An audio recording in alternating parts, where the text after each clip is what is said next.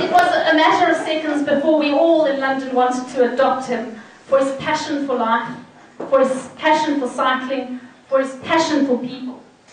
But there is another South African, one of Jen's housemates in London, Machin, and also Sharpie's good cycling mate, good mate, who has better words than I. And if I can give you a cue, he starts his introduction by using the Australian English-Australian dictionary that Jen gave him. So I'm going to try and repeat it. If I don't have the correct terminology, correct me.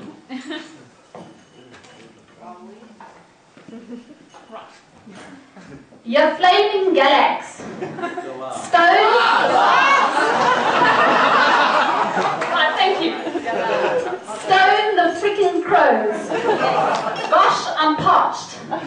Drier than a dead D. Okay. First, let me say, no, not Helen, me, Machin, say how privileged I was to be invited to your wedding. It's with the deepest regret that I'm not able to make it in person, but feel confident that Helen's presence more than makes up for it. London is one of those London is one of those places in the world that attracts people from every corner of the planet.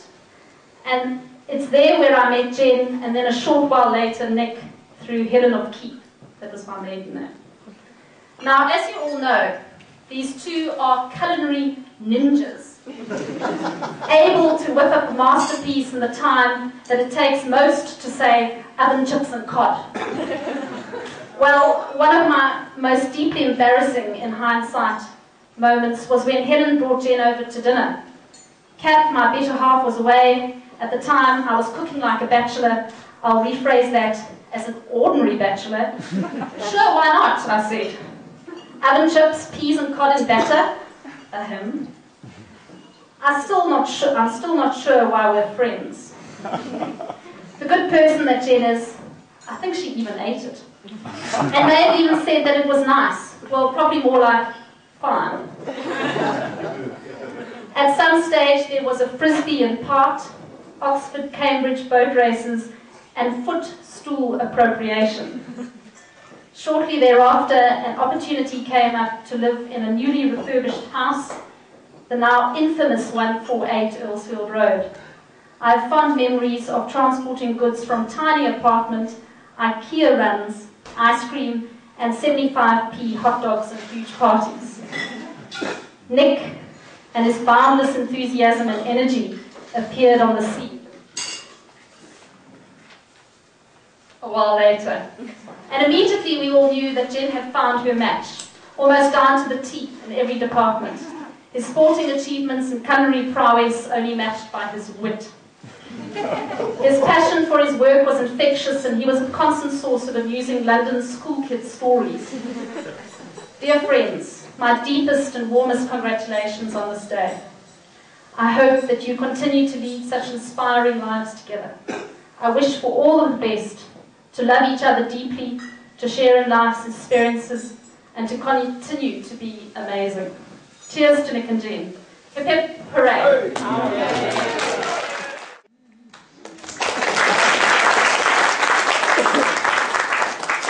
Well, firstly, may I thank everyone for coming along tonight. It's been a fantastic day so far, and I'm sure it continues. And the most important thank you, I think, for us tonight is for our parents. So to Rita and Kevin, thank you very much for all you've been doing and done so far. Kevin was very modest before in saying that it hadn't actually helped with reading, but they have, and likewise to my mother. So thank you very much, Mum.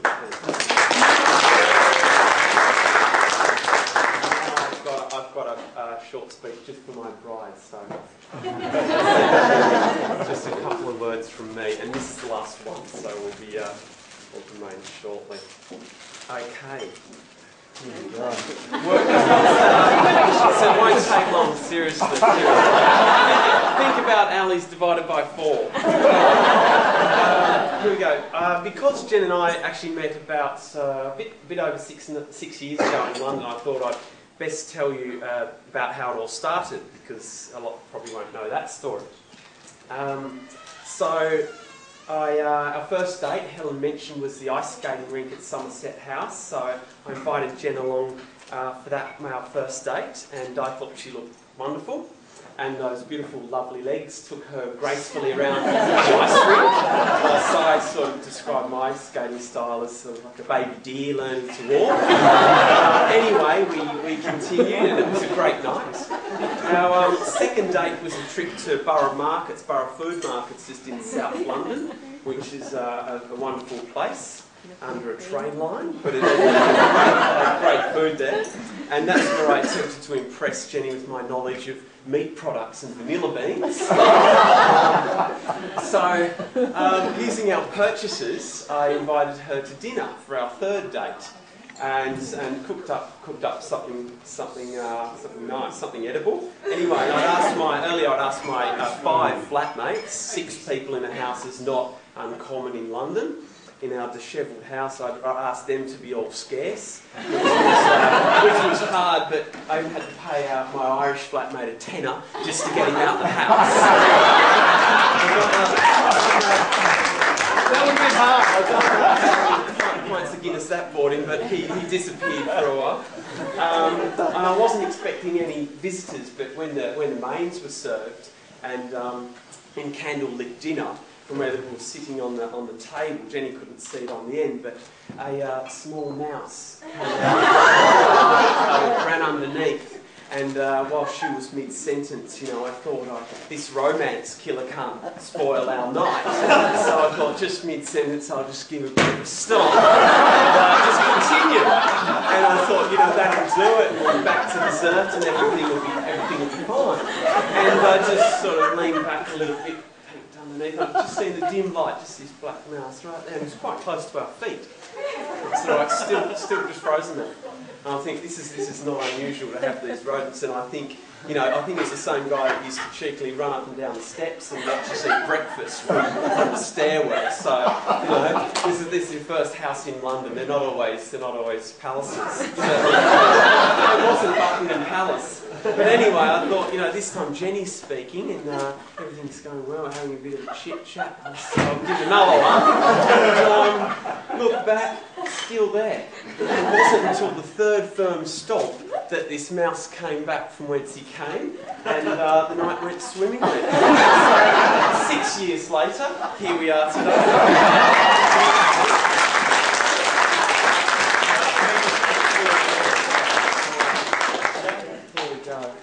And also, it's been such a wonderful day today, and I hope that in 50 years, maybe Jen and I can have a nice wedding anniversary back in the Yarra Valley. Yeah. Great.